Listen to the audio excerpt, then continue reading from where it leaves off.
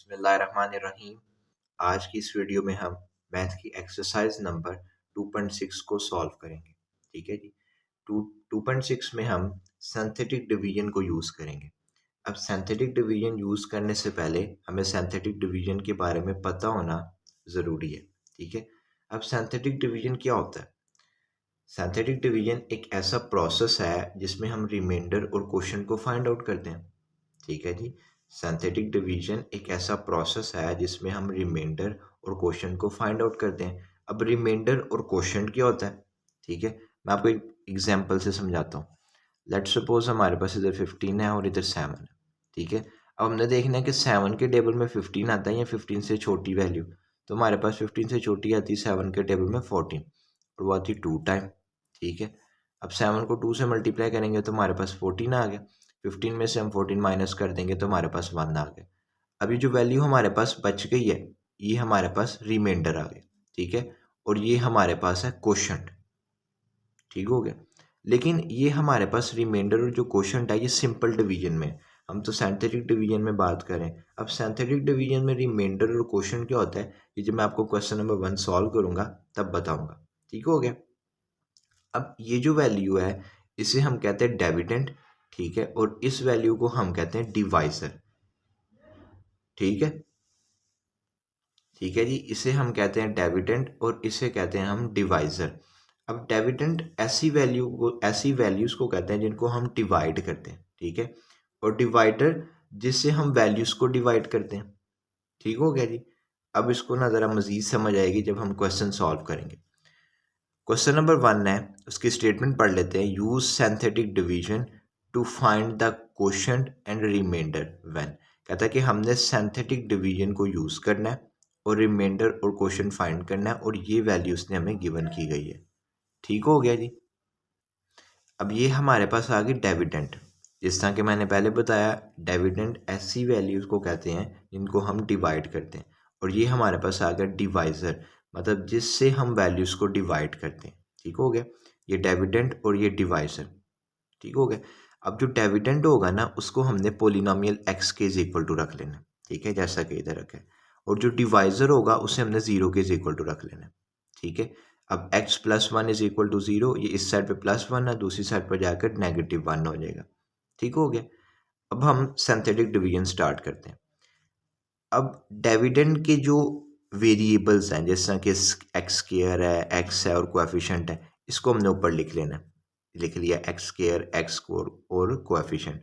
अब इनके साथ जो वैल्यूज है, स्क्वायर वाली वैल्यू के साथ 1 है, 1 लिख दिया। एक्स के साथ 7 है, ये 7 लिख दिया उसके नीचे। अब कोएफिशिएंट क्या है हमारे पास, -1, -1 लिख दिया। अब ये हमारे पास आ गया डिविडेंड। ठीक है। x इज इक्वल टू -1, ये हमारे पास आ गया डिवाइजर। ठीक है, इसे हमने बाहर लिख देना। डिवाइजर हमने बाहर लिख दिया और डिविडेंड हमने अंदर लिख दिया। अब आपने क्या करना है कि ये 1 को आपने नीचे ले आना है। ठीक है, ये 1 को आपने एज इट इज नीचे ले आना है। हर क्वेश्चन में सिंथेटिक डिवीजन का यही करना है। -1 को 1 से मल्टीप्लाई किया, -1 आ गया। 7 में से माइनस कर दिया 1 तो हमारे पास 6 आ गया। आपने दोबारा -1 को फिर इस 6 से मल्टीप्लाई कर देना। -1 को 6 से मल्टीप्लाई कर दिया तो -6, -1 और -6 क्या हो गया हमारे पास, -7 आ गया। ये हमारे पास रिमाइंडर आ गया। एंड पे जो वैल्यू आएगी हमारे पास वो हमारे पास रिमाइंडर आ गया, तो हमने लिख दिया remainder is equal to 7। Synthetic division में रिमाइंडर इसे कहते हैं, यानी जो वैल्यू एंड पर आए आपके पास। अब क्वोशिएंट किसे कहते हैं? अब ये जो दो वैल्यूज है ना, ये आपके पास है क्वोशिएंट। अब आपने क्वोशिएंट बनाना किस तरह? ठीक है, देखिए आपने देखना है कि हमारे पास जो पोलिनोमियल है यानी कि जो डिविडेंड है उसमें x की हाईएस्ट पावर क्या है। यहाँ पर x की हाईएस्ट पावर है एक्स स्क्वायर, उसमें से आपने 1 माइनस कर देना। जब हम एक्स स्क्वायर में से 1 माइनस करेंगे तो हमारे पास x की पावर 1 आ जाएगी। ठीक हो गया। अब आपने क्या करना है, ये दोनों वैल्यूज जो हैं वो क्वोशिएंट की हैं, आपने 1 के साथ x लगा देना और ये कोएफिशिएंट ही रहने देना। ठीक हो गया। यानी कि जो भी वैल्यू इधर होगी उसके साथ x लगा देंगे। ठीक है। और जो इधर होगा उसे हम कोएफिशिएंट बना देंगे, क्योंकि x के बाद जो हमारे पास कोएफिशिएंट ही आता है। तो ये देखें, कोएफिशिएंट इज इक्वल टू 1 नहीं लिखते हम। ठीक है, x आ गया प्लस x के बाद हमारे पास कोएफिशिएंट होता है, तो हमारे पास ये कोएफिशिएंट आ गया 6। ठीक है। हम नेक्स्ट क्वेश्चन करेंगे तो आपको ज़्यादा क्लियर समझ आ जाएगा। पार्ट नंबर 2 है 4x³ minus 5x plus 15 divided by x plus 3। ठीक है जी। अब इसको भी हमने सिंथेटिक डिवीजन से सॉल्व करना है। ये जो वैल्यू होगी डिविडेंड, इसे हम पोलिनोमियल x कह रहे थे, इधर भी हमने इसे पोलिनोमियल x बना लेना। ये दूसरी वैल्यू जो थी डिवाइजर, इसे हमने 0 के इज इक्वल टू रख लेना। ठीक है जी। तो x plus 3 is equal to 0 और ये इस साइड पे पॉजिटिव है, इज इक्वल टू से दूसरी साइड पर जाकर नेगेटिव हो जाएगा और ये आ जाएगा x इज इक्वल टू -3। ठीक है जी। अब नेक्स्ट हमने क्या करना है, नेक्स्ट हमने करना है कि ये जो डिविडेंड है यानी पोलिनोमियल है उसके हमने वेरिएबल्स लिख लेने। अब यहाँ पर देखें क्यूब है, उसके बाद अब क्यूब के बाद हमें पता है स्केयर आता है, स्केयर के बाद हमारे पास x आता है, लेकिन इधर हमारे पास क्यूब है उसके बाद x है, लेकिन हमने स्केयर भी लिखना है। ये देखें नीचे, पहले हमने क्यूब लिख लिया, फिर हमने स्केयर लिख लिया, फिर हमने x और फिर कोएफिशिएंट, मतलब हमने सीक्वेंस वाइज लिखना है। अगर कोई मतलब वैल्यूज ने गिवन नहीं की और वो सीक्वेंस में आ रही है तो वो हमने लिखना है। ठीक है, जैसा कि अभी इधर स्केयर नहीं था आ रहा, ठीक है, उसने क्वेश्चन में भी नहीं था गिवन किया, लेकिन हमने लिखना है क्योंकि ये सीक्वेंस में आता है। ठीक हो गया, हमने x³ लिख लिया, x स्केयर, x और फिर कोई भी कोएफिशिएंट आ गया। अब x³ के साथ हमारे पास 4 था, हमने 4 लिख लिया, स्केयर वाली वैल्यू के साथ कुछ भी नहीं है तो 0 आ गया। x के साथ हमारे पास है -5, हमने -5 लिख लिया और कोएफिशिएंट हमारे पास 15 है। अब डिवाइजर हमारे पास आ गया -3, हमने -3 लिख लिया। अब 4 को हमने एज इट इज़ नीचे ले आना है, नीचे ले आया। -3 को 4 से मल्टीप्लाई किया, -12 आ गया और 0 में से माइनस कर दिए 12। जब 0 में से कोई भी वैल्यू माइनस होती है तो आंसर सेम ही आता है, -12 आ गया। -3 को -12 से मल्टीप्लाई कर देना है, तो माइनस माइनस प्लस 3 को 12 से मल्टीप्लाई किया तो 36 आ गया। 36 में से 5 माइनस कर दिए तो हमारे पास 31 आ गया। अब -3 को हमने 31 से मल्टीप्लाई किया तो हमारे पास -93 आ गया। 15 में से माइनस कर दिया 93 तो हमारे पास आ गया -78 और ये हमारे पास रिमाइंडर आ गया। जो हमें पता है जो वैल्यू एंड पे बचे उसे हम रिमाइंडर कहते हैं, ये हमने रिमाइंडर लिख लिया। अब क्वेश्चन क्या होता है, अब क्वेश्चन हमने किस तरह लिखना था, जिसने पहले बताया पोलिनोमियल में से हाईएस्ट पावर। अब यहाँ पर हाईएस्ट पावर है x की पावर क्यूब, क्यूब में से हमने 1 माइनस कर देना। ठीक है जी। अब क्यूब में से 1 माइनस कर दिया तो हमारे पास आ गया ये x स्क्वायर। ठीक हो गया। तो हमने अब जो कोएफिशिएंट बनाना शुरू करना है ना, वो स्क्वायर वाली वैल्यू से बनाना शुरू करना है, यानी कि अब हमें पहले लिखना है स्क्वायर, फिर x और फिर कोएफिशिएंट। ठीक है, ये देखिए नीचे लिख लिया हमने 4x का स्क्वायर -12x प्लस 31। अच्छा, पेपर में आपने इधर नहीं लिखना, पेपर में आपने इधर ही लिखना है। ठीक है, इस चीज़ को याद रखिएगा।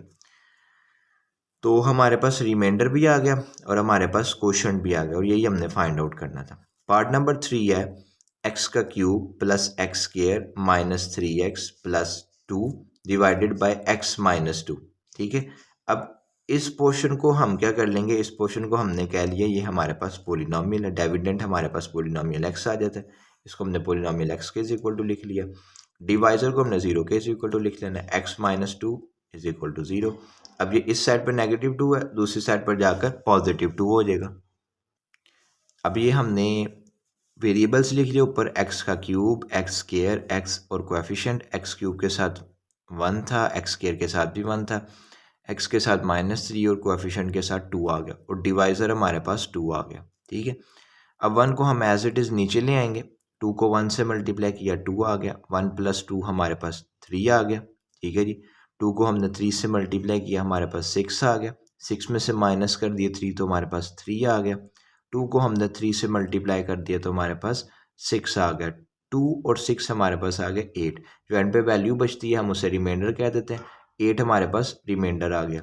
अब यहाँ पर भी हाईएस्ट पावर जो थी वो क्यूब थी। अब x के क्यूब में से यानी पोलिनोमियल के क्यूब में से हमने 1 माइनस कर देना है तो हमारे पास आ गया x स्क्वायर। मतलब अब इन वैल्यूज को हमने इस तरह लिखना है, 1 के साथ आ जाएगा x का स्क्वायर, 3 के साथ आ जाएगा हमारे पास x और ये हमारे पास इसी तरह कोएफिशिएंट आ जाएगा एज इट इज़। पेपर में आपने इसके साथ नहीं लिखना, पेपर में आपने इधर लिखना है, मैंने जस्ट हिंट के लिए यहाँ पर लिखा है। तो क्वेश्चन आ गया, हमें पता है कि हम स्क्वायर वाली वैल्यू के साथ या x के साथ 1 नहीं लिखते तो हमने हाल x स्क्वायर लिख दिया, +3x आ गया और +3 आ गया, तो हमने रिमाइंडर भी फाइंड आउट कर लिया और क्वेश्चन भी फाइंड आउट कर लिया। क्वेश्चन नंबर 2 है find the value of h using synthetic division. ठीक है, वो कह रहा है कि एज की वैल्यू फाइंड आउट करनी है सिंथेटिक डिवीजन को यूज करते हुए। इफ अगर क्वेश्चन नंबर 1 है 3 is the zero of polynomial 2x का क्यूब माइनस 3h का स्क्वायर प्लस 9। वो कह रहा है कि 3 जो है वो जीरो ऑफ पोलिनोमियल है इस एक्सप्रेशन का। ठीक हो गया।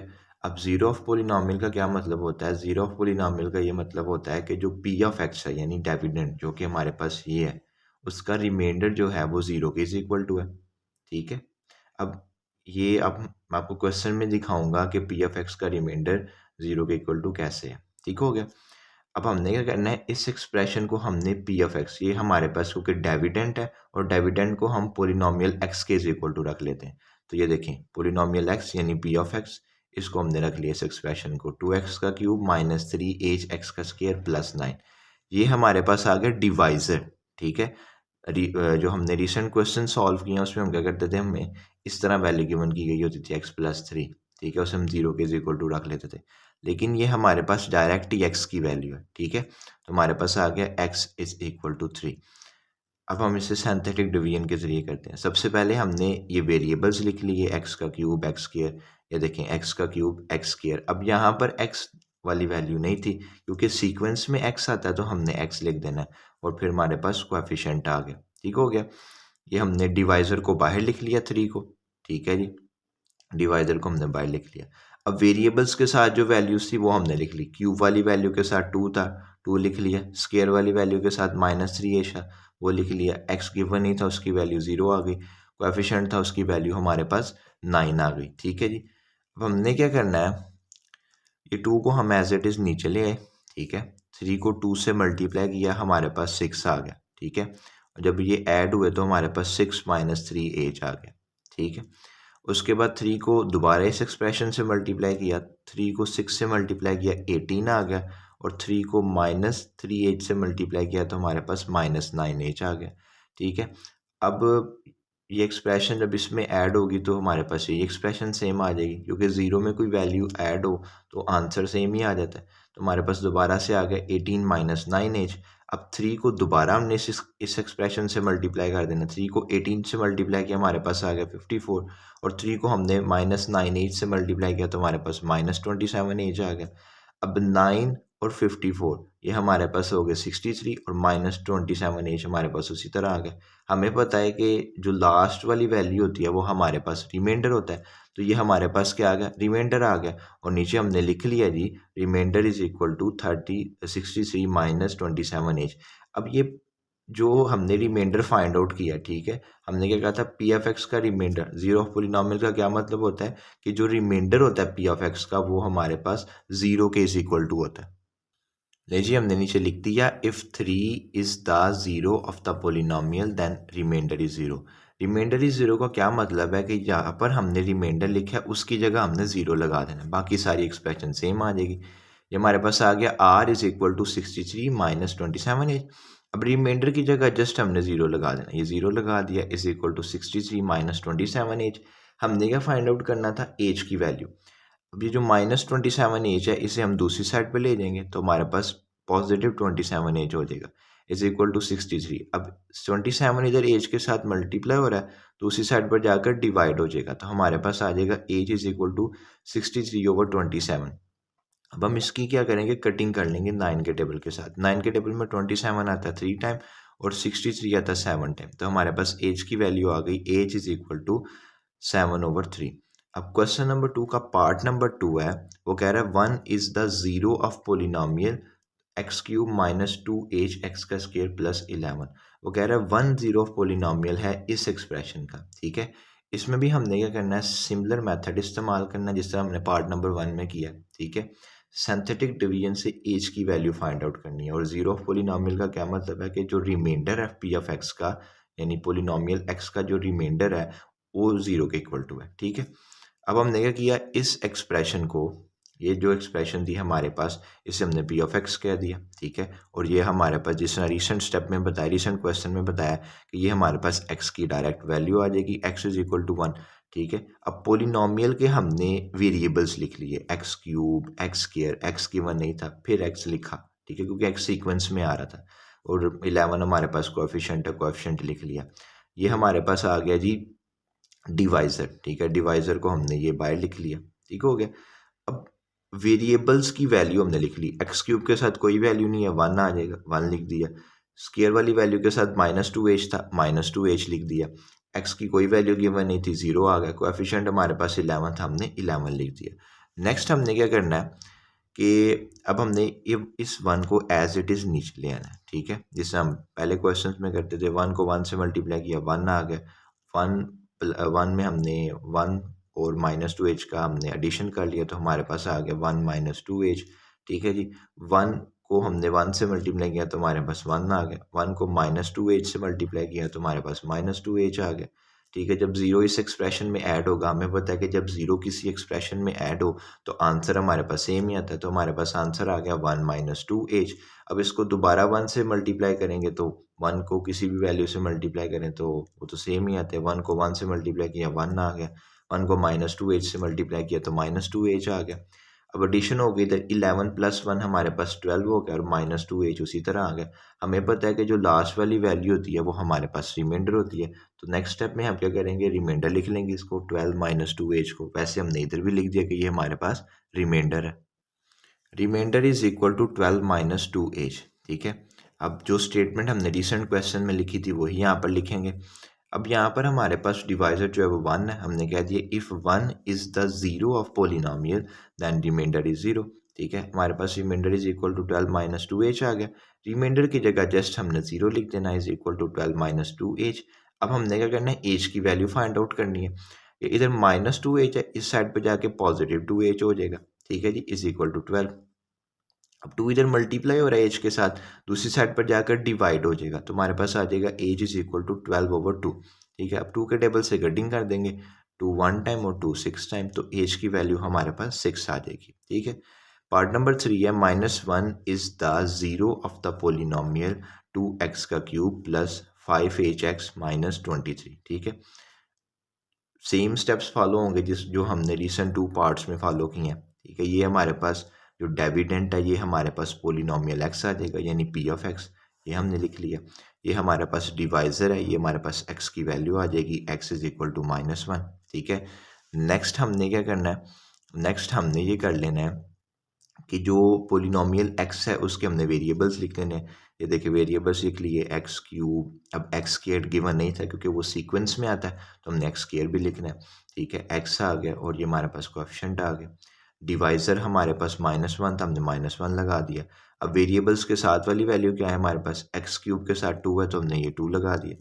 स्क्वायर वाली वैल्यू गिवन नहीं है, उसकी जगह हमने 0 लिख दिया। एक्स के साथ 5h है तो हमने 5h लिख दिया। कोएफिशिएंट -23 है तो हमने -23 लिख दिया। पॉजिटिव को मेंशन नहीं करते, नेगेटिव हो तो उसे मेंशन करते हैं।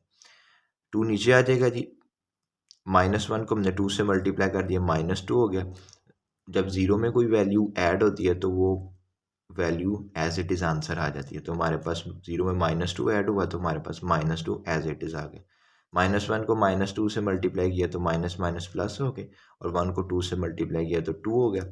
2 + 5h एडिशन आ जाएगा, ये 5h + 2 लिख दिया। आप 2 + 5h भी लिख सकते हैं, 5h + 2 भी लिख सकते हैं, आपकी अपनी मर्जी है। -1 को इस एक्सप्रेशन से मल्टीप्लाई कर दिया, -1 को 5h से मल्टीप्लाई किया तो -5h, -1 को 2 से मल्टीप्लाई किया तो -2 आ गया। -5h इसी तरह आ जाएगा क्योंकि इसकी तरह की कोई और वैल्यू नहीं है हमारे पास। -23 और -2 ये हमारे पास -25 आ गया। अब ये हमारे पास क्या हुआ, ये हमारे पास रिमाइंडर आ गया, क्योंकि लास्ट वाली वैल्यू हमारे पास रिमाइंडर होती है। रिमाइंडर हमारे पास आ गया -5h और -25, ठीक है। अब बिल्कुल सेम स्टेप्स होंगे हमारे पास जी, इधर भी -1 था हमारे पास डिवाइज़र, तो हमने कह दिया कि if -1 is the zero of the polynomial then remainder is zero. तो रिमाइंडर की जगह जस्ट हमने 0 लिख दिया, ठीक हो गया। Is equal to -5h -25। अब 5h इधर पॉजिटिव है, इज इक्वल टू उससे दूसरी साइड पर जाकर नेगेटिव हो जाएगा, हमारे पास आ गया 5h इज इक्वल टू -25, ठीक हो गया। अब 5 इधर मल्टीप्लाई हो रहा है, इधर जाके इज इक्वल टू से दूसरी तरफ डिवाइड हो जाएगा, तो हमारे पास आ गया h इज इक्वल टू -25/5। ये 5 1 टाइम और 5 5 टाइम, माइनस इसी तरह आ गया, तो h की वैल्यू हमारे पास -5 आ गई, ठीक हो गया। क्वेश्चन नंबर 3 है, वो कह रहा है use synthetic division to find the values of L and M। वो कह रहा है कि सिंथेटिक डिवीजन को यूज़ करते हुए हमने एल और एम की वैल्यू फाइंड आउट करनी है। If x+3 and x-2 are the factors of the polynomial x³ plus 4x² plus 2lx plus m। वो कह रहा है कि ये जो x+3 है और x-2 है, ये दोनों हमारे पास डिवाइज़र है और factors of polynomial. Factors of polynomial बिल्कुल सेम उसी तरह जिस तरह zero of polynomial. Zero of polynomial में क्या होता था कि हमारे पास जो रिमाइंडर था वो ज़ीरो के इज इक्वल टू आ जाता था। फैक्टर ऑफ पोलिनोमियल में यही है कि जो पी एफ एक्स का रिमाइंडर है हमारे पास वो ज़ीरो के इज इक्वल टू आ जाएगा। ठीक हो गया। और यानी कि ये दोनों हमारे पास डिवाइज़र हो गए, ये हमारे पास पी एफ एक्स हो गया और फैक्टर ऑफ द पोलिनोमियल का मतलब है कि रिमाइंडर जो है वो ज़ीरो के इज इक्वल टू है। वैसे ये कह रहा है कि ये जो दोनों वैल्यूज़ हैं ये फैक्टर्स हैं पोलिनोमियल की, फैक्टर्स ऑफ पोलिनोमियल हैं इस एक्सप्रेशन की। ठीक है, ये दोनों वैल्यूज़ फैक्टर्स ऑफ पोलिनोमियल हैं इस एक्सप्रेशन की। ठीक हो गया। ये दोनों वैल्यूज़ हमारे पास डिवाइज़र है, ये हमारे पास डिविडेंट है। ठीक है, और फैक्टर ऑफ पोलिनोमियल का मतलब है कि जो रिमाइंडर है वो ज़ीरो के इज इक्वल टू होगा। ठीक है, अब सॉल्व करते हैं ना तो मज़ीद समझ आ जाएगा। जो हमारे पास डिविडेंड होता है उसे हम पोलिनोमियल एक्स के इज इक्वल टू रख लेते हैं। ये देखें, इसे हमने पोलिनोमियल एक्स के इज इक्वल टू रख लिया। Polynomial x is equal to x³ plus 4x² plus 2lx plus m। ठीक हो गया। अब ये दोनों हमारे पास डिवाइज़र हैं। जब उसने हमें ऐसे ही 3 गिवन कर दिया था और कहता था कि 3 इज़ द फैक्ट, अगर वो हमें कह देता 3 is the factor of polynomial, तो ये हमारे पास डायरेक्ट x की वैल्यू आ जानी थी। हमने लिख देना था x इज इक्वल टू 3। क्योंकि अभी हमें x+3 गिवन किया, x 7 है, तो हमने इन दोनों फैक्टर्स को 0 के इज इक्वल टू रखना है। तो ये देखिए x+3 is equal to 0, x-2 is equal to 0। ये इस साइड पे पॉजिटिव है, इज इक्वल टू से दूसरी साइड पर जाकर नेगेटिव हो जाएगा, x इज इक्वल टू -3 हो जाएगा। इधर माइनस है, दूसरी साइड पे जाकर पॉजिटिव हो जाएगा, हमारे पास आ जाएगा x इज इक्वल टू 2। अब पहले हमने इस 3 को इस वैल्यू पे डिवाइड करना है, कोई भी रिमाइंडर आएगा वो लिख लेना है। फिर इस वैल्यू को इस पे डिवाइड करना है, फिर कोई भी रिमाइंडर आएगा वो हमने लिख लेना है।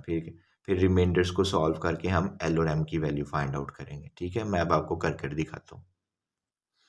ये देखिए जी, हमने पहले वेरिएबल्स लिख लिए ऊपर, x³ x का स्क्वायर x और कोएफिशिएंट। ठीक हो गया। x³ की वैल्यू थी 1, x स्क्वायर के साथ था 4, x के साथ 2l और कोएफिशिएंट था हमारे पास m। डिवाइज़र हमने सबसे पहले -3 ले लिया। ठीक है, ये 1 नीचे आ जाएगा, -3 को 1 से मल्टीप्लाई करेंगे -3 आ जाएगा, 4 में से माइनस कर देंगे 3 तो हमारे पास 1 आ जाएगा। -3 को 1 से मल्टीप्लाई करेंगे -3 आ जाएगा, तो ये दोनों ऐड होके -3 प्लस 2l आ जाएगा।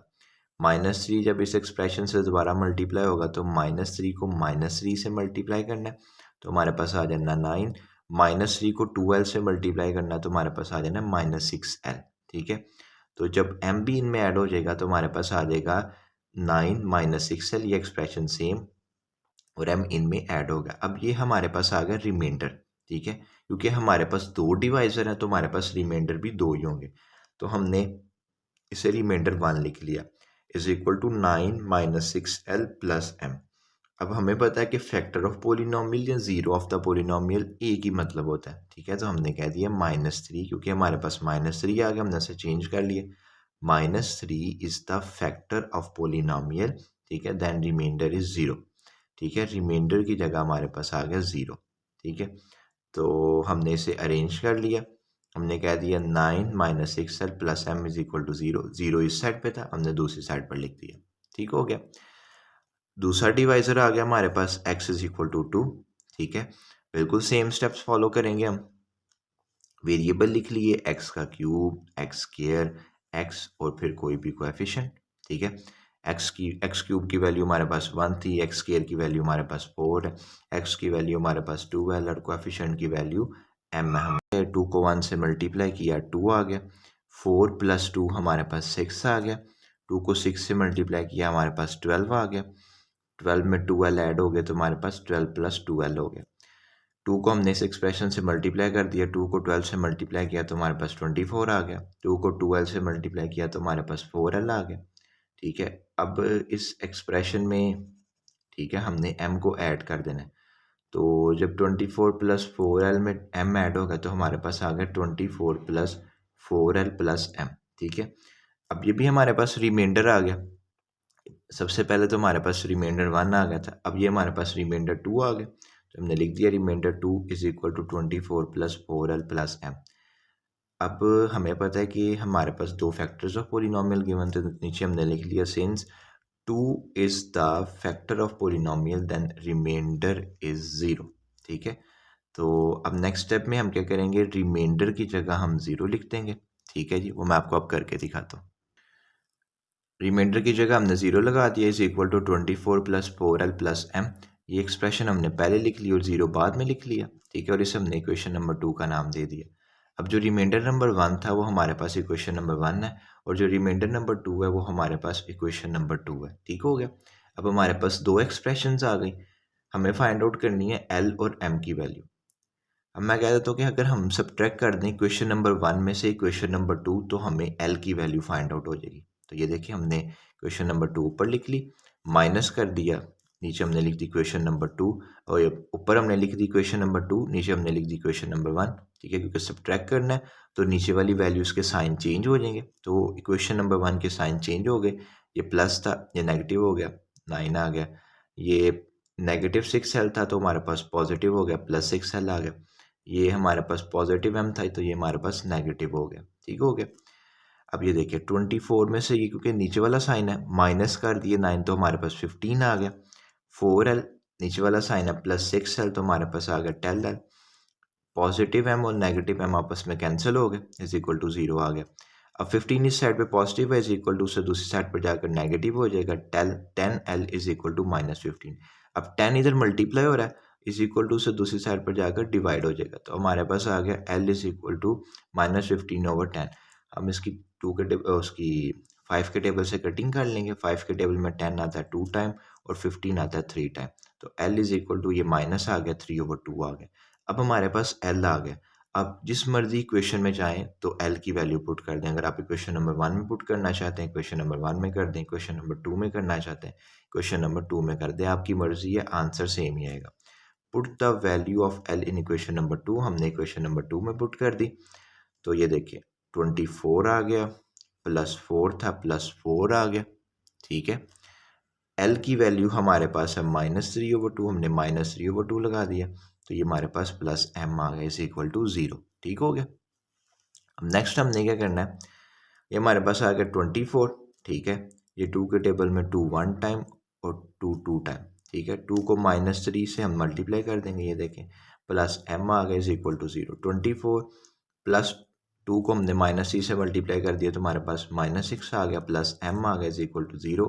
24 में से हमने माइनस कर दिया 6, तो हमारे पास आ गया 18 प्लस m। नेक्स्ट स्टेप में जो 18 इधर पॉजिटिव इज इक्वल टू से दूसरी साइड पर जाकर नेगेटिव हो जाएगा। ये लें जी, m is equal to -18, m इस साइड पे पॉजिटिव था, इज इक्वल टू से दूसरी साइड पर आकर नेगेटिव हो गया, तो m की वैल्यू हमारे पास -18 आ गई। l की वैल्यू हमारे पास -3/2 आ गई और m की वैल्यू -18 आ गई, और हमने l और m की तो m और l की तो वैल्यू हमने फाइंड आउट करनी थी। पार्ट नंबर 2 है x-1 and x-2 are the factors of polynomial. ठीक है, ये जो दोनों डिवाइजर हैं ये फैक्टर्स ऑफ पोलिनोमियल हैं इस एक्सप्रेशन के। ठीक हो गया, x-1 and x+1 are the factors of polynomial x³ -3lx² plus 2mx plus 6। ये दोनों वैल्यूज जो ये दोनों डिवाइजर हैं ये फैक्टर्स ऑफ पोलिनोमियल हैं इस एक्सप्रेशन के। क्वेश्चन में ये कहना चाह रहा है, अब ये दोनों हमारे पास आ गया डिवाइजर, ये हमारे पास आ गया डिविडेंड, और डिविडेंड को हम क्या करते थे, पोलिनोमियल x के इक्वल टू रख लेते थे, तो हमने इसे पोलिनोमियल x के इक्वल टू रख लिया। अब ये हमें डायरेक्ट x की वैल्यू गिवन नहीं है, इसी वजह से हम इन दोनों फैक्टर्स को 0 के इक्वल टू रख लेंगे। ये देखिए दोनों को 0 के इक्वल टू रख लिए, ये इस साइड पे नेगेटिव है, इज इक्वल टू से दूसरी साइड पर जाकर पॉजिटिव हो जाएगा, तो हमारे पास x इज इक्वल टू 1 आ जाएगा। इस साइड पे पॉजिटिव है, इज इक्वल टू से दूसरी साइड पर जाकर नेगेटिव हो जाएगा, हमारे पास आ जाएगा x इज इक्वल टू -1। अब हम सिंथेटिक डिवीजन के जरिए एल और एम की यहाँ पर वैल्यू फाइंड आउट करेंगे। ठीक है, तो हम लिख लेते हैं जी वेरिएबल, सबसे पहले x³ आ गया, x² आ गया, x आ गया, और हमारे पास कोएफिशिएंट आ गया। ठीक है, अब इनकी वैल्यूज़ लिख लेते हैं। वैल्यूज़ x³ के साथ हमारे पास 1 है, x² के साथ -3l है, x के साथ 2m है, और ये कोएफिशिएंट हमारे पास 6 आ गया। डिवाइज़र हम सबसे पहले 1 को यूज़ करेंगे। ठीक है, तो हमने डिवाइज़र लिख लिया, 1 एज इट इज़ नीचे आ गया, 1 को 1 से मल्टीप्लाई किया 1 आ गया। अब इनकी एडिशन हो जाएगी, ठीक है, 1 माइनस 3l आ जाएगा। ये देखें एडिशन होगी कि ऐड करना होता है, एडिशन करना, ठीक है, क्योंकि यहाँ पर नेगेटिव साइन है और पॉजिटिव और नेगेटिव, क्योंकि ऐड करना है तो ऐड होता है हमारे पास पॉजिटिव साइन, ये पॉजिटिव और नेगेटिव नेगेटिव हो जाता है तो हमारे पास 1 माइनस 3l आ जाता है, ठीक हो गया। अब 1 को इस एक्सप्रेशन से मल्टीप्लाई करेंगे तो 1 जिस मर्जी एक्सप्रेशन से मल्टीप्लाई या डिवाइड हो वो सेम आ जाती है, तो हमने सेम लिख दिया। अब ये वैल्यू इसमें ऐड हो जाएगी, 1 माइनस 3l सेम आ जाएगा, 2m इसमें ऐड हो जाएगी प्लस 2m आ गया। अब 1 फिर इस एक्सप्रेशन से मल्टीप्लाई होगी, सेम आंसर आएगा, ठीक है, तो हमने लिख दिया। 6 प्लस 1 हमारे पास 7 आ गया, बाकी दोनों वैल्यूज़ एज इट इज़ आ जाएंगी। अब ये हमारे पास लास्ट में आया तो ये हमारे पास रिमाइंडर आ गया, क्योंकि हमारे पास 2 डिवाइज़र हैं तो हमारे पास रिमाइंडर भी कितने होंगे, 2 होंगे, तो इसे हमने रिमाइंडर 1 का नाम दे देना है। तो हमारे पास रिमाइंडर आ गया, हमने लिख दिया और नीचे हमने इसे कह दिया ये रिमाइंडर 1 है हमारे पास। Remainder 1 is equal to 7 minus 3l plus 2m। अब सिंस चूंकि 1 is the factor of polynomial then remainder is 0, ठीक है, फैक्टर्स ऑफ पोलिनोमियल्स है ना हमारे पास ये, तो रिमाइंडर क्या आ जाएगा 0। अब ये रिमाइंडर 1 की जगह हमने क्या लिख दिया, 0 लिख दिया, is equal to 7 minus 3l plus 2m, ठीक है। ये एक्सप्रेशन हमने पहले लिख ली और 0 हमने बाद में लिख लिया और इसे हमने इक्वेशन नंबर 1 लेट कर दिया। नेक्स्ट स्टेप में हम क्या करेंगे, इस डिवाइजर को यूज़ करेंगे, ठीक है, इस इक्वेशन के, इस एक्सप्रेशन के अगेंस्ट। अब हमने x इज इक्वल टू -1 वाला डिवाइज़र यूज़ करना है, ठीक है, वो हमने लिख दिया। वेरिएबल्स लिख लिया, सबसे पहले x cube, x square, x और कोएफिशिएंट। एक्स क्यूब की वैल्यू 1 थी, एक्स स्क्वायर की वैल्यू -3l, एक्स के साथ 2m था और कोएफिशिएंट हमारे पास 6 था। डिवाइज़र हमने बाहर लिख लिया, ठीक हो गया। अब ये 1 हम एज इट इज़ नीचे ले आएंगे, -1 को 1 से मल्टीप्लाई किया तो -1 आ गया हमारे पास, ठीक है। अब ये -1 में ऐड हो जाएगा -3l, हमारे पास आ गया -1 -3l। -1 इस एक्सप्रेशन से मल्टीप्लाई होगा, -1 से मल्टीप्लाई हुआ तो हमारे पास 1 आ गया, -1 हमारे पास -3l से मल्टीप्लाई हुआ तो +3l आ गया। अब ये वैल्यू इनमें ऐड हो जाएगी, 1 + 3l हमारे पास एज इट इज़ आ गया और 2m ऐड हो जाएगा, ठीक है। अब -1 इस एक्सप्रेशन से मल्टीप्लाई होगी तो साइन सारे चेंज हो जाएंगे, ये तीनों पॉजिटिव है, ये तीनों नेगेटिव हो जाएंगे, ठीक हो गया। 6 में से माइनस कर दिए 1 तो हमारे पास आ गया 5 -3l और ये हमारे पास आ गया -2m, ठीक हो गया। और ये लास्ट पर है क्योंकि हमारे पास, तो ये हमारे पास रिमाइंडर आ गया। अब हमारे पास रिमाइंडर 1 आ चुका है तो ये हमारे पास रिमाइंडर 2 आ जाएगा, तो नीचे हमने लिख दिया remainder 2 is equal to 5 -3l -2l, ठीक है। अब ये जो -1 है ये फैक्टर ऑफ पोलिनोमियल है तो रिमाइंडर क्या हो जाएगा 0, तो नीचे हमने लिख दिया since -1 is the factor of the polynomial then remainder is 0, ठीक है। ये देखिए रिमाइंडर की जगह हमारे पास क्या आ गया 0 is equal to 5 -3l -2m। अब इस एक्सप्रेशन को हमने पहले लिख लिया और 0 हमारे पास बाद में आ जाएगा और रिमाइंडर 1 को, उस एक्सप्रेशन को हमने इक्वेशन नंबर 1 का नाम दिया था, इसे हमने इक्वेशन नंबर 2 का नाम दे दिया, ठीक है। अगर हम इक्वेशन नंबर 1 और इक्वेशन नंबर 2 को ऐड कर लें तो हमारे पास l की वैल्यू आ जाती है। देखें जी, वो कह रहा है जी adding equation number 1 and equation number 2, ठीक है। इक्वेशन नंबर 1 है हमारे पास 7 -3l plus 2m, question number 2 है हमारे पास 5 -3l प्लस 2m, क्योंकि 2m से कैंसिल हो जाएंगे तो हमारे पास l की वैल्यू आ जाएगी। तो 7 + 5 हमारे पास आ गया 12, -3l हमारे पास आ गया 6l, positive 2m negative 2m cancel हो जाएंगे या वैसे भी 0 आंसर आ जाएगा, इज इक्वल टू 0 आ गया। अब 6l इधर नेगेटिव है, दूसरी साइड पर जाकर पॉजिटिव हो जाएगा, ठीक है। तो हमारे पास आ गया 12 इज इक्वल टू 6l। अब 6 इधर जो है वो मल्टीप्लाई हो रहा है, दूसरी साइड पर जाकर डिवाइड हो जाएगा, तो हमारे पास आ गया l इज इक्वल टू 6/12, ठीक है। तो इनकी कटिंग हो जाएगी 6 1 टाइम और 6 2 टाइम, ठीक है। तो l की वैल्यू नेक्स्ट स्टेप में हमारे पास 2 आ जाएगी, l की वैल्यू हमारे पास 2 आ गई, l इज इक्वल टू 2, ठीक है। अब ये जो l की वैल्यू आई है, आप चाहें तो इसे क्वेश्चन नंबर 1 में पुट कर लें या क्वेश्चन नंबर 2 में पुट कर लें, आपकी अपनी मर्जी है, आंसर हमारे पास सेम ही आएगा। तो हमने इक्वेशन नंबर 1 में पुट कर ली एल की value, putting the value of L in equation number 1। हमने इक्वेशन नंबर 1 लिख ली, 7 -3 एल की जगह हमने 2 लिख लिया क्योंकि एल की वैल्यू हमारे पास 2 है, plus 2m is equal to 0।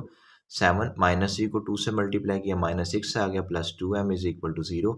7 में से माइनस कर दिया 6 हमारे पास 1 आ गया, plus 2m is equal to 0। अब 1 इधर पॉजिटिव है और ऐड हो रहा है, दूसरी साइड पर जाकर नेगेटिव हो जाएगा, तो 2m इज इक्वल टू -1। अब 2 इधर मल्टीप्लाई हो रहा है, दूसरी साइड पर जाकर डिवाइड हो जाएगा, तो m is equal to -1/2। m की वैल्यू हमारे पास -1/2 आ गई, l की वैल्यू हमारे पास 2 आ गई, तो हमने यही तो फाइंड आउट करनी थी।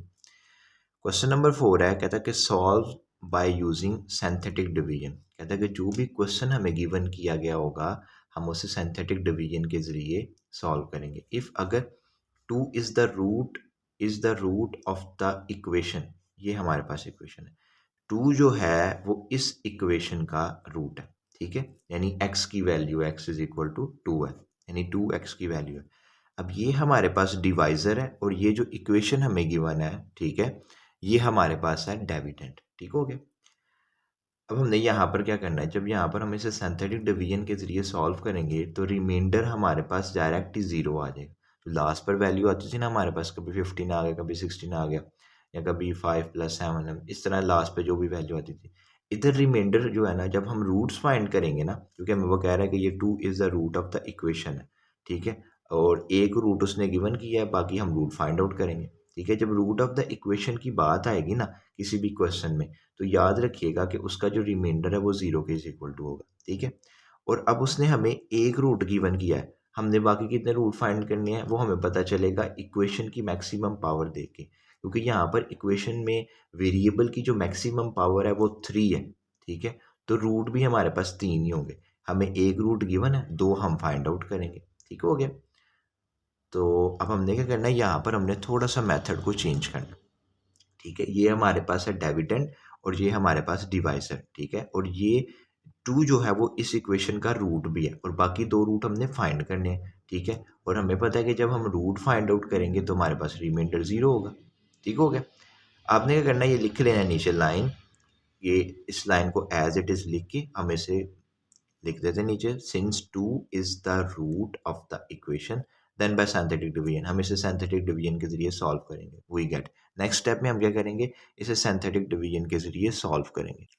अब हम इसे सिंथेटिक डिवीजन के जरिए सॉल्व करेंगे, हमारे पास आ गया एक्स क्यूब, एक्स स्क्वायर की वैल्यू नहीं थी, उसकी जगह हम 0 लिख देंगे, एक्स आ गया और कोएफिशिएंट आ गया।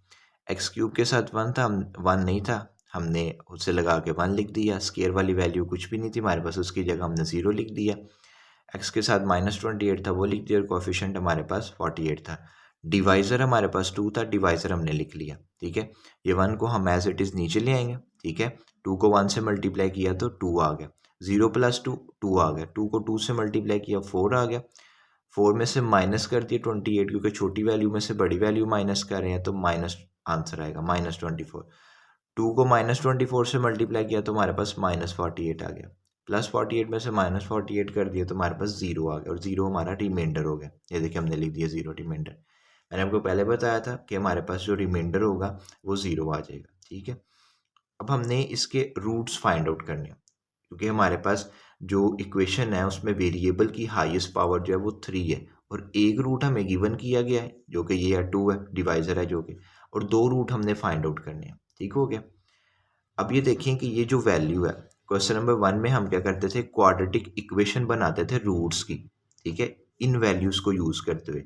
मतलब जब हम किसी पॉलिनोमियल एक्स को उसके डिवाइज़र पर डिवाइड कर लेते थे तो रिमाइंडर के अलावा जो वैल्यूज़ हमारे पास बचती थी उसे हम quadratic equation of the roots बनाने के लिए यूज़ करते थे।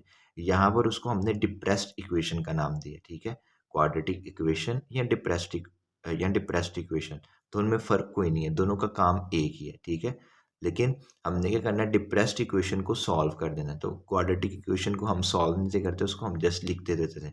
जो हम क्वाड्रेटिक इक्वेशन बनाते थे रूट्स की, हम उसे सॉल्व नहीं थे करते, लेकिन इस डिप्रेस्ड इक्वेशन जो हम बनाएंगे उसे हम सॉल्व करेंगे। बनाने का तरीकाकार, डिप्रेस्ड इक्वेशन बनाने का तरीकाकार सेम है जिस तरह हम क्वाड्रेटिक इक्वेशन बनाते थे रूट्स की। हाईएस्ट पावर है एक्स की हमारे पास क्यूब, ठीक है, इसमें से हमने माइनस कर देना 1 और हमारे पास आ जाएगा एक्स स्क्वायर। अब हमने स्क्वायर वाली वैल्यू के सीक्वेंस से वैल्यूज़ लगा देनी है इसके साथ, 1x स्क्वायर, ठीक है, फिर x और ये माइनस कोएफिशिएंट आ गया हमारे पास। ये देखिए डिप्रेस्ड इक्वेशन आ गई हमारे पास, एक्स स्क्वायर, ठीक है, plus 2x minus 24 is equal to 0, ठीक हो गया। ये हमारे पास क्वाड्रेटिक इक्वेशन की शक्ल में ही बन गई, ठीक है।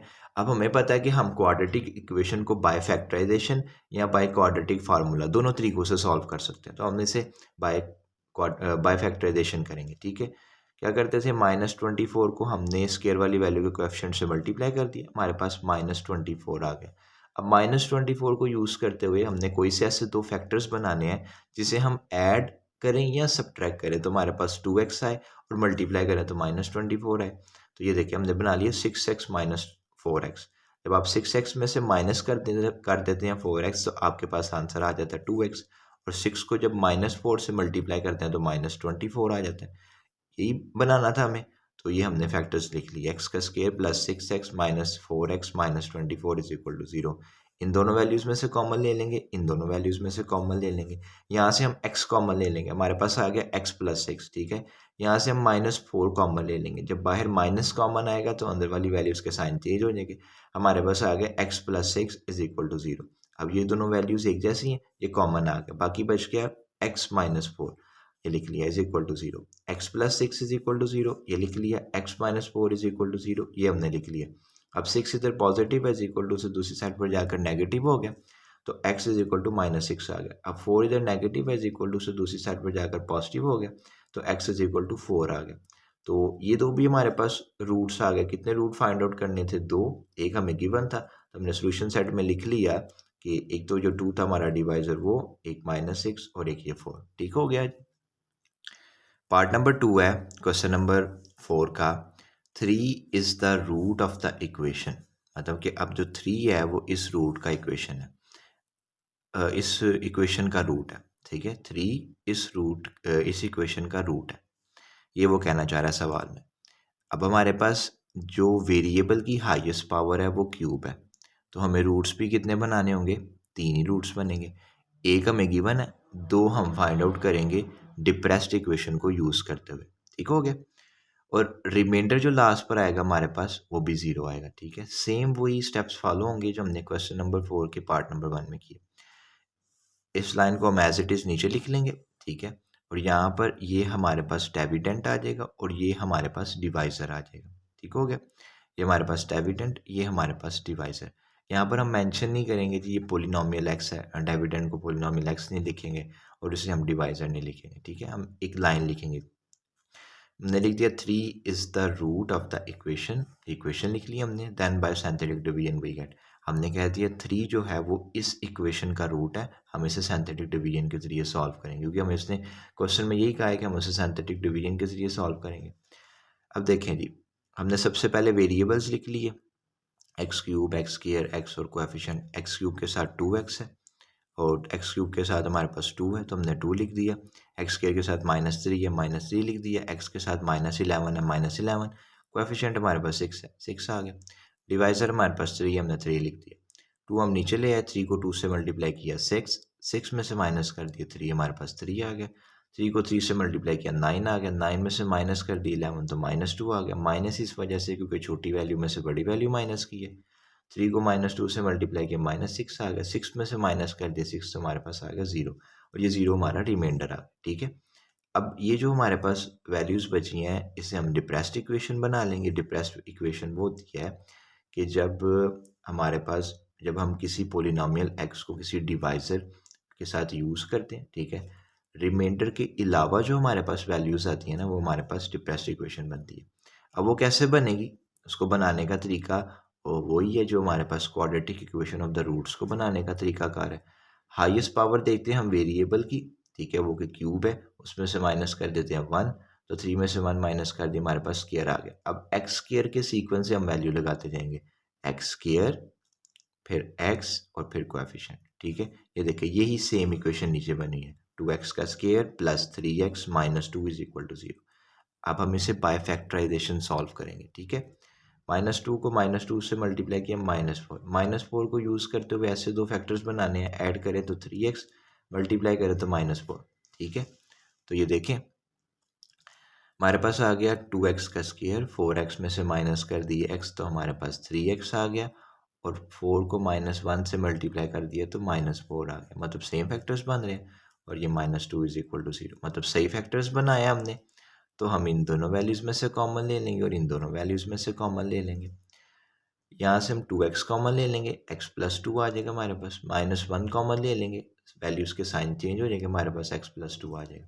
ये वैल्यू और ये वैल्यू सेम है एज इट इज़, ये कॉमन आ जाएगा। बाकी हमारे पास 2x माइनस 1 बच गया, ये हमने लिख दिया is equal to 0। x plus 2 is equal to 0, ये हमने लिख दिया। 2x minus 1 is equal to 0, ये हमने लिख दिया। अब ये इस साइड पे पॉजिटिव है, इधर जाकर नेगेटिव हो जाएगा, x इज इक्वल टू -2 आ गया हमारे पास। अब ये 1 इधर नेगेटिव है, दूसरी साइड पर जाकर पॉजिटिव हो जाएगा, तो 2x इज इक्वल टू 1 आ जाएगा। 2 इधर मल्टीप्लाई हो रहा है, दूसरी साइड पर जाकर डिवाइड हो जाएगा, तो x इज इक्वल टू 1/2 आ जाएगा, और ये x इज इक्वल टू -2 आ जाएगा।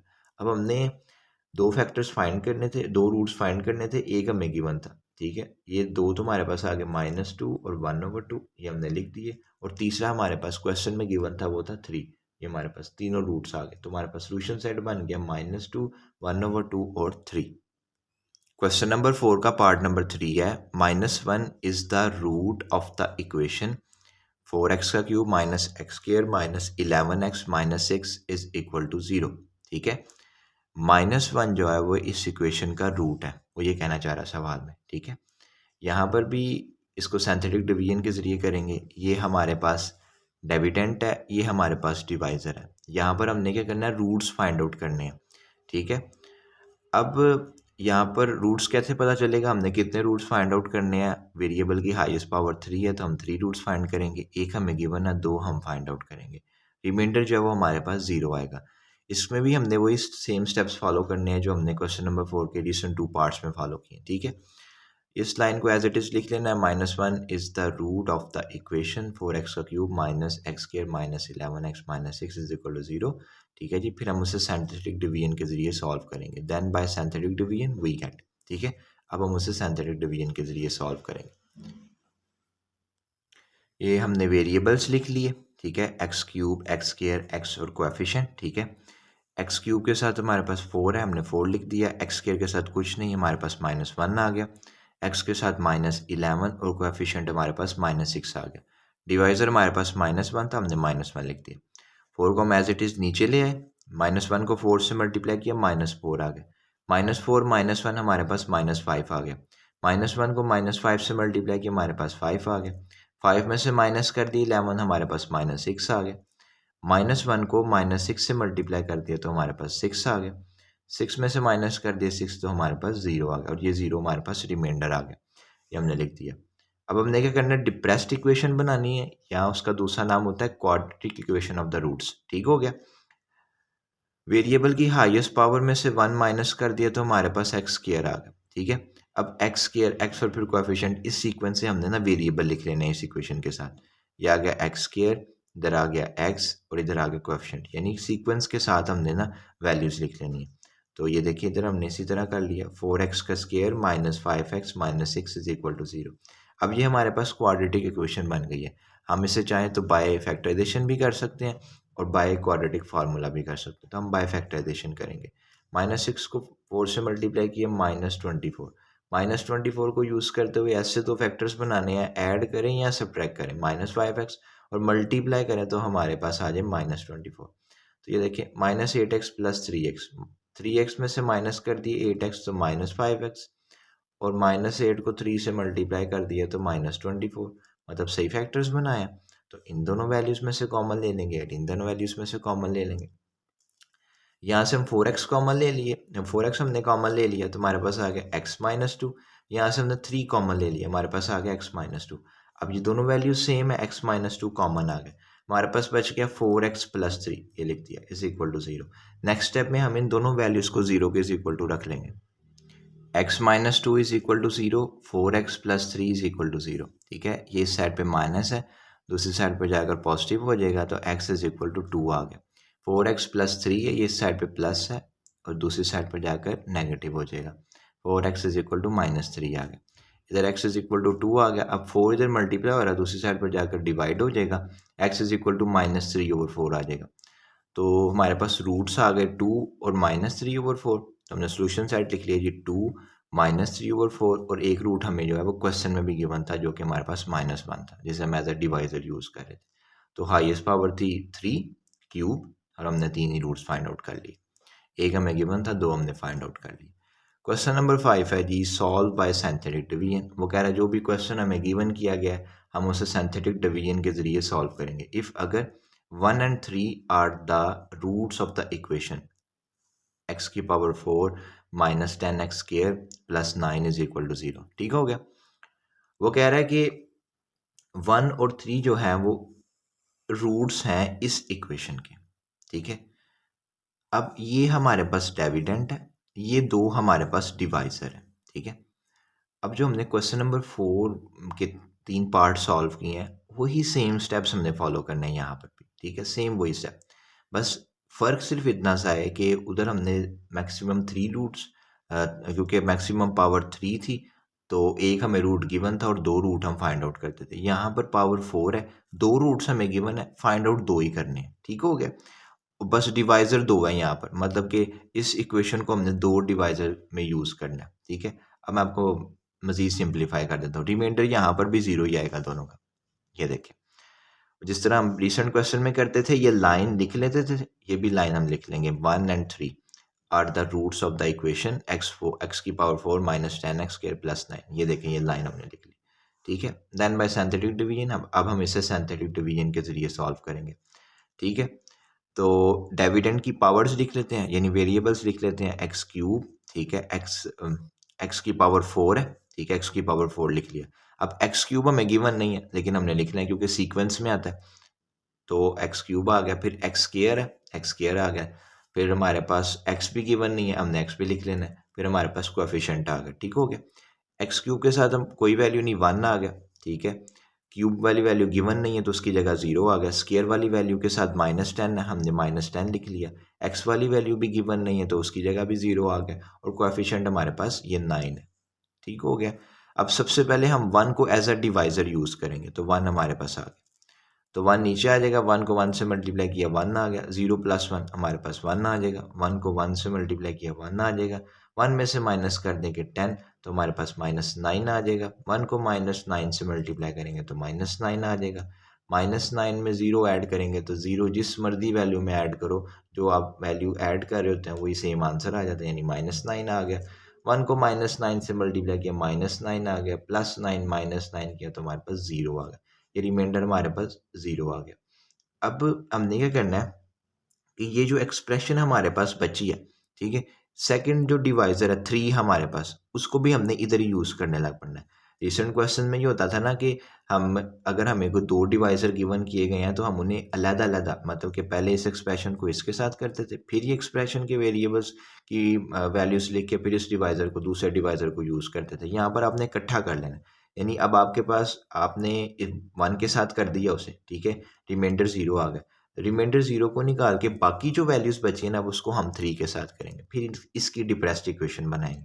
ठीक है, थोड़ी सी प्रैक्टिस चाहिए, ये आपको समझ आ जाएगा। अब हमने डिवाइज़र लिख दिया 3, अब ये वैल्यूज़ है हमारे पास, ये 1 को हम एज इट इज़ नीचे ले आए, 3 को 1 से मल्टीप्लाई किया 3 आ गया, और ये हमारे पास 1 + 3 हमारे पास 4 आ गया। 3 को 4 से मल्टीप्लाई किया 12 आ गया, 12 में से माइनस कर दिए 9 हमारे पास 3 आ गया। 3 को 3 से मल्टीप्लाई किया हमारे पास 9 आ गया, 9 में से माइनस कर दिया 9 तो हमारे पास 0 रिमाइंडर आ गया।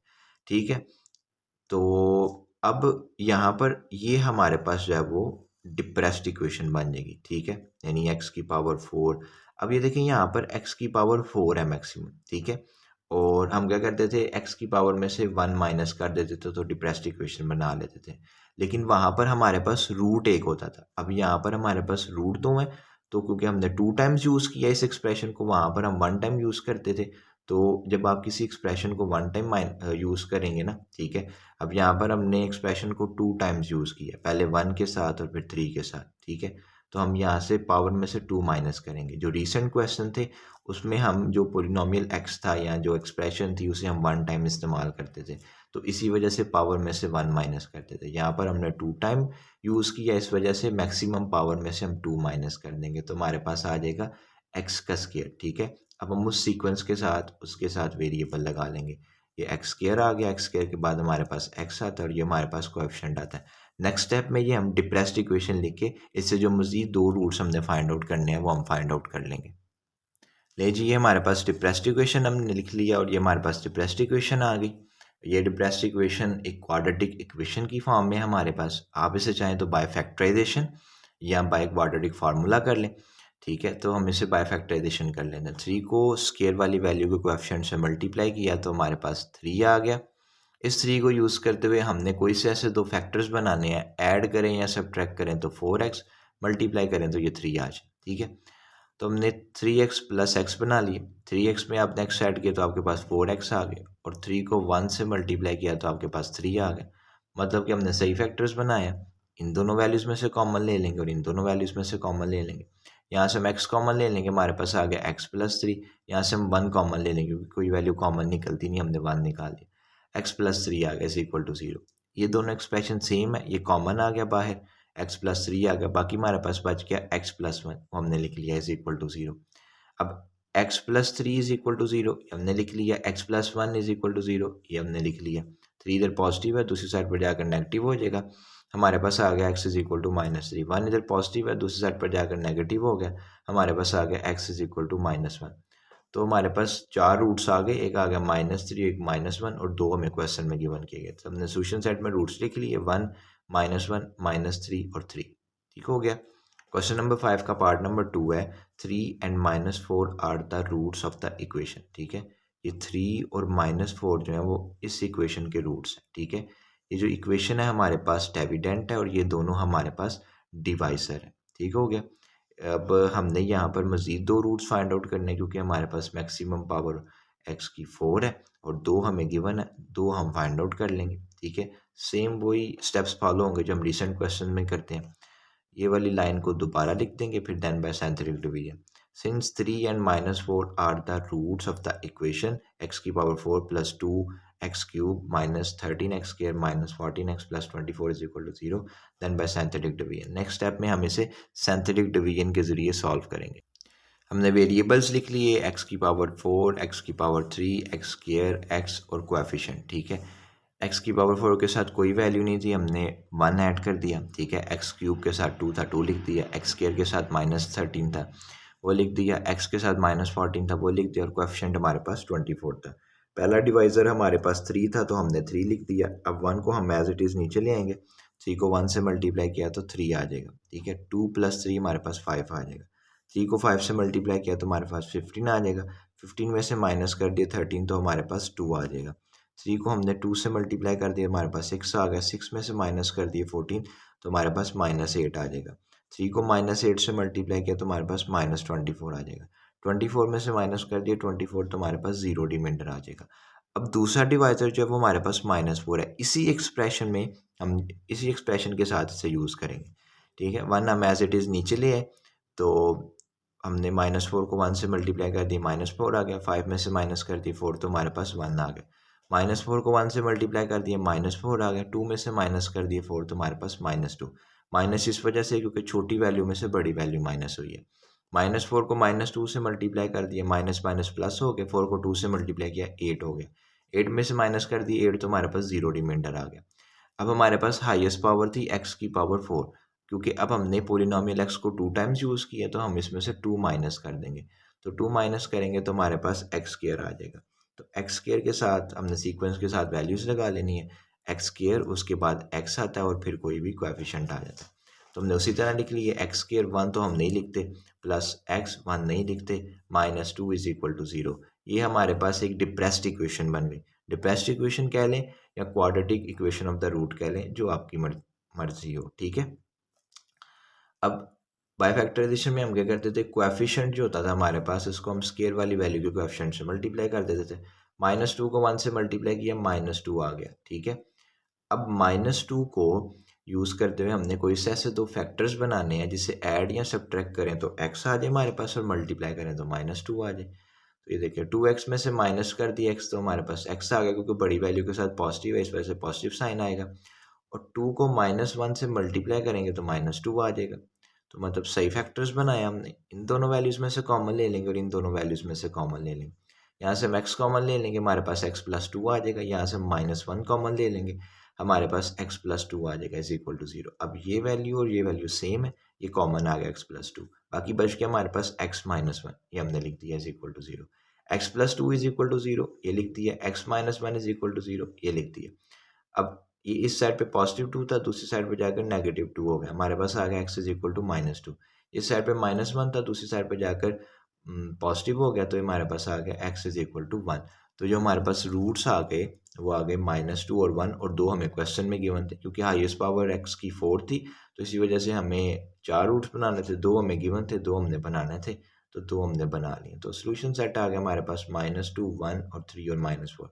अच्छा, ये जो क्वेश्चन है, जो मैं क्वेश्चन नंबर 5 का पार्ट नंबर 1 और पार्ट नंबर 2, इसमें जो डिवाइज़र है उसे हम इस वजह से इस वैल्यू के साथ करते हैं, क्योंकि अगर हम ना करेंगे ना इस वैल्यू के साथ, ठीक है, अलग-अलग करेंगे, तो हमारे पास जो है ना डिप्रेस्ड इक्वेशन या quadratic equation of the roots नहीं बनेगी। अगर आप x की पावर 4 में से 1 माइनस कर देंगे तो आपके पास x क्यूब आ जाएगा, फिर x स्क्वायर आ जाएगा, फिर x आ जाएगा, फिर कोएफिशिएंट आ जाएगा, तो आप इस इक्वेशन को सॉल्व नहीं कर पाओगे, ठीक है। सिंप्लिसिटी के लिए फिर ये मेथड अप्लाई होता है कि दूसरे डिवाइज़र को भी इसी इक्वेशन के साथ सॉल्व करके तुम्हारे पास आसानी से क्वाड्रेटिक इक्वेशन बन जाती है।